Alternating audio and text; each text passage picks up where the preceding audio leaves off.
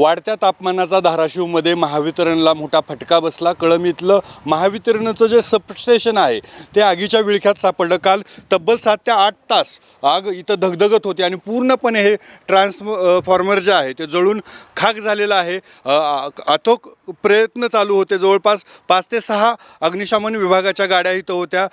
जे फायर बंब असतात तेच देखील होते आणि रात्री उशिरा ही आग आटोक्यात आणली। आता वीज जोडणी जी आहे ते सुरू आहे।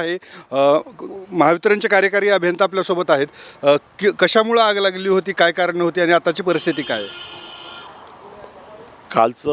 कालचं जे टेम्परेचर होतं ते माझ्या माहितीनुसार हायेस्ट होतं। टेम्परेचर जास्त होतं आणि त्याचबरोबर लोड पण त्यामुळे वाढलेला होता आणि हायेस्ट लोड असल्यामुळे टेम्परेचर अजून वाढत गेलं आणि त्याच्यामुळे आग लागली ती। आता हा जो वाढतं टेम्परेचर आहे, इतर सबस्टेशनला काय धोका आहे, आपण काय काळजी घेतोय त्याची, आणि ही वीज जोडणी कधीपर्यंत पूर्ण होईल? ही यासाठी ट्रान्सफॉर्मर जवळूनच येतो आहे आपल्याला। एक 2 तासामध्ये आता येऊन जाईल। म्हणजे 11 ते 11:30पर्यंत पॉवर ट्रान्सफॉर्मर इथे येऊन जाईल आणि संध्याकाळपर्यंत आपण त्याला चार्ज करण्याचा पूर्ण प्रयत्न करू। परंतु दुसरा पॉवर ट्रान्सफॉर्मर तो चालू आहे आणि त्याच्यावर आपण पूर्ण लोड, जितका लोड घेता येईल जास्तीत जास्त तेवढा आपण घेऊ। आणि इतर जे सबस्टेशन आहे जसं हसेगाव आहे, डिकसळ आहे, त्याच्यावरून पण आपण काही लोड अर्बनसाठी कळंब शहरासाठी घेऊ आणि तो घेतलेलाच आहे रात्री।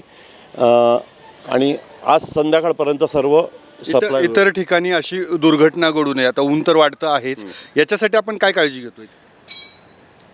टेम्परेचर कंट्रोलर असतात काही, म्हणजे टेम्परेचरचे मीटर असतात। त्या टेम्परेचरचे मीटरवरून सुद्धा आमच्या ट्रिपिंग येतात किंवा लक्षात येतं टेम्परेचर वाढलेलं आहे आणि त्या अनुषंगाने सुद्धा आपल्याला लोड कंट्रोल करून ते आपल्याला आटोक्यात आणता येतात। रात्री ज्यावेळेस आग लागली त्यावेळेस स्थानिक नागरिक देखील इथं मोठ्या प्रमाणात आग विझवण्यासाठी, काय परिस्थिती होती? आग विझवण्यासाठी काय काय प्रयत्न झाले? रात्री फायर बाम कमीत कमी 110 माननीय आमदार साहेब यांच्या प्रयत्नांना ह्याला यश आलं। रात्री येथे स्थानिकचे अधिकारी एकही हजर नव्हता।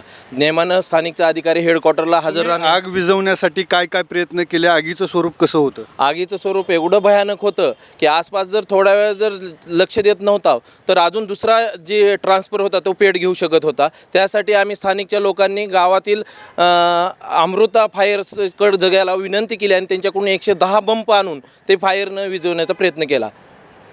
सध्याला वीज जोडणीचं काम सुरू आहे। नवीन ट्रान्सफॉर्मर येईल, मात्र वाढत्या उन्हाचा जो फटका आहे तो महावितरणला मोठ्या प्रमाणात इथं बसलेला आहे। आप्पासाहेब शेळके, एबीपी माझा, धाराशिव, कळंब। एबीपी माझा, उघडा डोळे बघा नीट।